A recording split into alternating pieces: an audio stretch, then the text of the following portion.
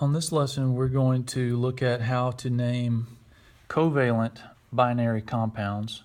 So we'll start with asking the question, are there only two elements? If the answer is yes, then we know it's binary. Then we ask, what type of compound is it? Is the first element a metal? With covalent compounds, the answer to that will be no, and that's how we'll know it's a covalent compound. So the first thing we're going to need to do is we're going to need to know what the rules are. These are also called molecular compounds sometimes, so don't be thrown off by that.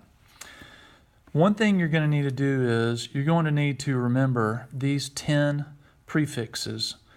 These are prefixes that have number meanings. So mono means 1, di means 2, tri means 3, and so forth and so on. These will be added on to the chemical element names to finish out the name of the covalent compound. So the rules are really pretty simple on this. First of all, we won't ever use mono on the first word. Just keep that in the back pocket there. We'll see how it works out in a second. The second rule is you write the first element name with the prefix determined by the formula, and I'll show you how this works in just a sec. Third rule is write the second element name with IDE as the ending, just like we did with ionic compounds, and you put a prefix in front of it determined from the formula. So let's look at two examples, and I think this will help. So first example, CO. That's carbon and oxygen. So we know our names of our elements are carbon and oxygen. But remember, we're going to add prefixes determined from the formula. This is showing us that carbon has only one one element in the formula, one atom of the element carbon in the formula. So that would be monocarbon. But remember, the first rule is don't put mono on the first word. So we're just going to leave that as carbon.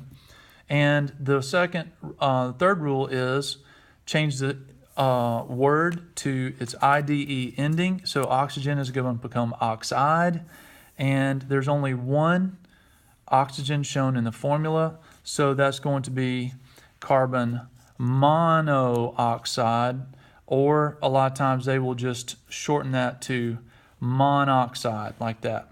Okay, they don't actually put a space in there, but I didn't do a good job of cutting my paper. So carbon monoxide, CO. Don't breathe that stuff in, right? Poison. What about CO2? All right, we'll go through the process again.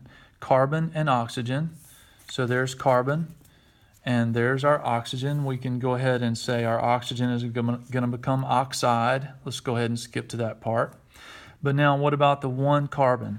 Remember, one means we're going to put mono on there, but do we put mono as the beginning of the first word?